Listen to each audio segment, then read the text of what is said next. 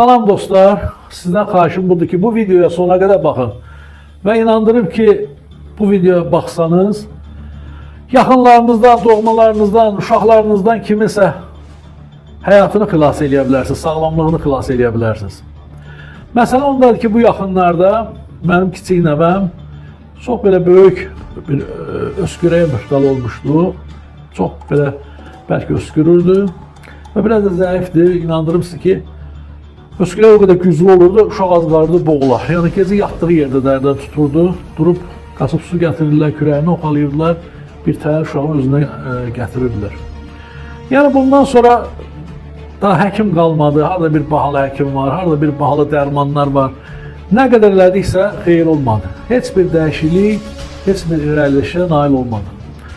Yalnız təsadüf nəticəsində bir nəfər bildirdi ki, bəs onun da uşaqlarında belə bir hal müşahidə olunmuşdu və Bakının Masazır gölündə, o Duzlu göl deyilən bir yerdə səhər tezdən aparıb uşağı gəzdirmək lazımdır və bununla da bu öskürək yoxa çıxarılır.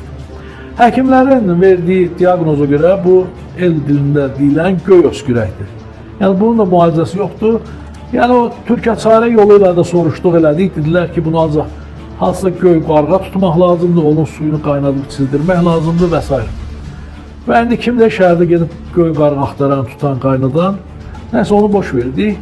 Artıq sonunda əlacsızlıqdan dedik bir bunu da yoxlayaq da aparaq Masazır gölünə görə nə olur. Sizi inandırım ki, elə ilk dəfədən uşaqda irəliləyiş hiss olundu.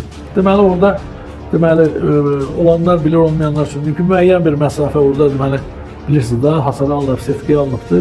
Müəyyən bir 200 metr yer, orada setka yoxdur, səpər yoxdur. Apardıq səhər tezdən, oraya deməli gün çıxmamışdan aparmaq lazımdır ki, orada yol buxarlanması falan var və o kömək eləsin. Bir daha deyirəm, inandırım ki, ilk dəfədən uşaqda artıq yüngülləşmək oldu və cəmi 2-3 seansdan sonra uşaq tam sağaldı. Bax, nə qədər yenə deyirəm, həkimə apardıq, dərmanlar yazdılar, nə edədilər, heç bir xeyri olmadı və ona deyirəm ki, bizim bu qədər qiymətli, dəyərli sərvətlərimiz var, ancaq çox heyif ki, qədirlərini bilmirik. Gedirik həkimlərə, dərmanlara, pullar tökürük, heç bir nəticəsiz olmur. Ancaq burada heç nədən bir qəpik xərc çəkmədən belə uşaq tam sağaldı. Bunu ona görə bölüşdüm ki, bəlkə sizlərin də nə baxsa faydası olar. Ancaq çox təəssüf ki, biz bu milli sərvətlərimizin qədrini bilmədik. Mən o Duzlu gölün ətrafını gəzdim. Nə gündə çox biabırçılıq, üfunən, zibilxanalar başalıb gedir və ən dəhşətlisi bu idi ki, ətrafdakı deməli, kanalizasiya suları axıdılır bu gölə və ondan bir qədər o tərəfdən deməli, bura o Azərsunun Azərduz istehsalat deməli, müəssisəsinin ərazisi sayılır. Onlar buranı özəlləşdirib hasarı alıblar. Ancaq çox təəssüf ki, buradan milyonlarla pul qazandıqları halda bu gölə heç bir nəzarət, qayğı yoxdur və kanalizasiya suları Duz gölünə axır və oradan da bunlar duz istehsal eləyib, cəmaata satırlar.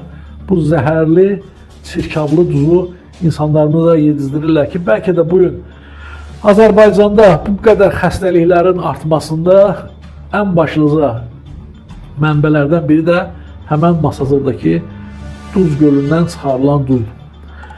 Bunları demək istəyirdim dostlar. Fikirlərinizi bildirin, xahiş edirəm. Efirdə bəyənin, abunə olun.